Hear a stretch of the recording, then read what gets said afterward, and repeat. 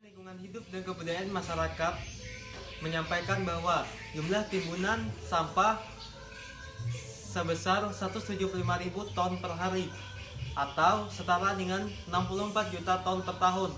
Jika menggunakan asumsi sampah yang dihasilkan, maka setiap hari orang mengeluarkan sampah sebesar 0,7 kg.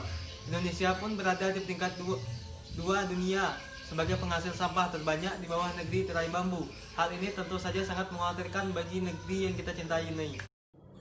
Ini semua tidak lain karena kurangnya pengetahuan masyarakat tentang dampak membuang sampah sembarangan. Yang pertama, merusak estetika lingkungan. Sampah yang dibuang sembarangan akan mengganggu pemandangan di sekitar kita. Yang kedua, menyebabkan bau dan banyaknya penyakit. Sampah yang terkumpul tanpa ada tindakan lanjutannya akan menghasilkan bau dan menjadikan penyakit yang menular. Yang ketiga, mencemari lingkungan. Sampah yang tertimbun akan mengeluarkan air limbah. Yang keempat, dapat menyebabkan banjir dan masih banyak lagi. Berikut upaya yang bisa dilakukan.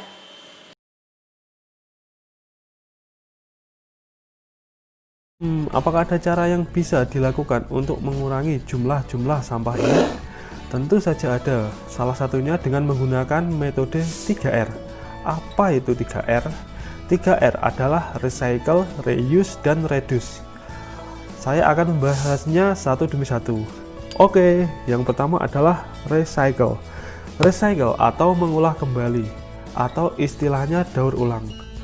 Contoh cara kerja recycle adalah kita bisa mengolah kembali barang sisa yang awalnya kita sebut sampah agar menjadi barang yang lebih bermanfaat dan bernilai ekonomis.